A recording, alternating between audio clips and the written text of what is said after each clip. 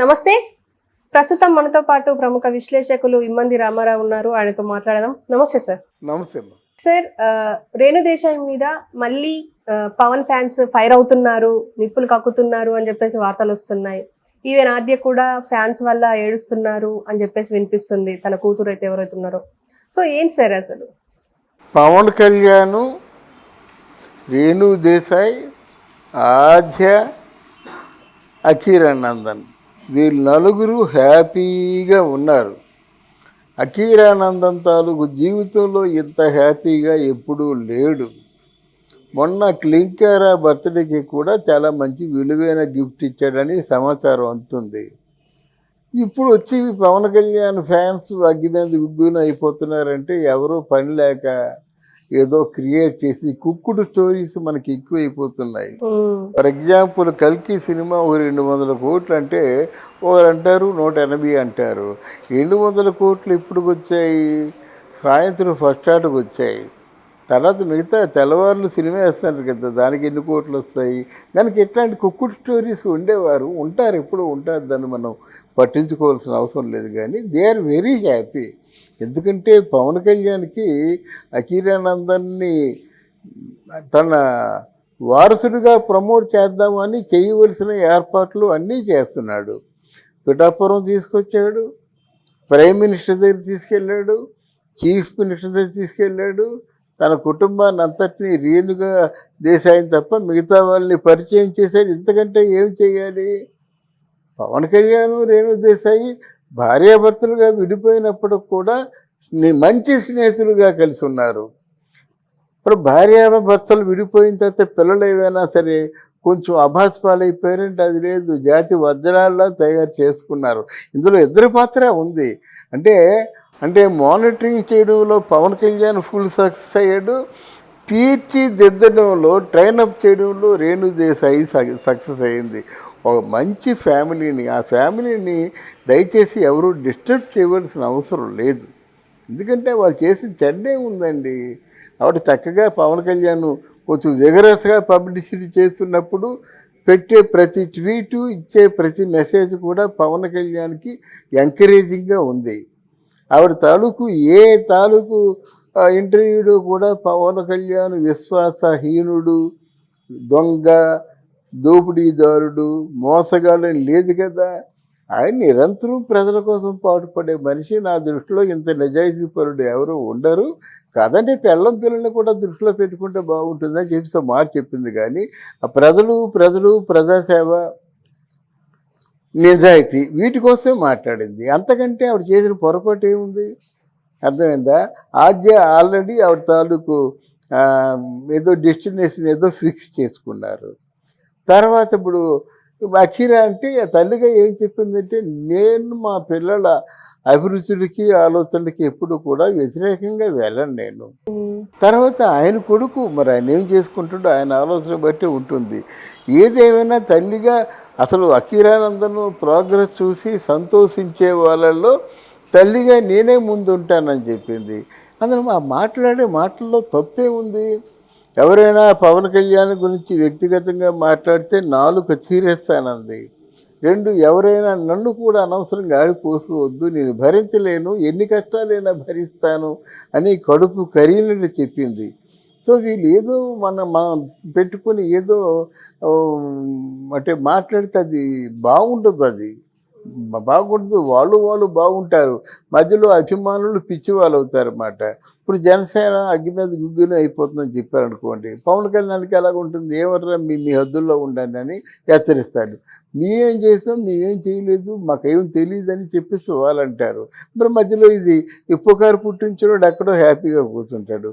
వాళ్ళ మధ్య భేదాభిప్రాయాలు వస్తాయి కదా. అందువల్ల ఇట్లాంటి వాటిని మనం నిర్ద్వందంగా ఖండించాలి. ఎందుకంటే మనం చెప్తే ఒక నిజాయితీగా చెప్తాం, ఆయన ఉన్నట్టు చెప్తాం అనేటువంటి ఒక విశ్వాసం ప్రేక్షకుడికి ఉంది. మనం ఏదేమైనప్పుడు కూడా ఉన్నట్టే చెప్పాలి. అదే మన తాలూకు క్రెడిబిలిటీ, మనలో ఉన్న ప్రత్యేకత. ఎందుకు ప్రతిసారి రేణు దేశాన్ని బయటకు తీసుకొస్తూ ఉంటారు ఏదో ఒక ఇష్యూకి? అంటే ఇక్కడ ఏమి లేదండి. ఇప్పుడు కొంతమంది మెసేజ్లు ఇస్తారు, ఎందుకు ఇస్తారో వాళ్ళకి తెలియదు మాట. అందువల్ల ఇది గుడ్ ఫర్ నథింగ్. వాళ్ళు ఇచ్చింది రేణు దేశాయిని ఏదో కొంచెం ఒక అంటే మిగతా మెసేజ్ల కంటే ఈ మెసేజ్ డిఫరెంట్గా ఉంటే రేణు దేశాయి చదువుతుందేమో అని ఇస్తారు అంతే, అంత మించి ఏమి లేదు.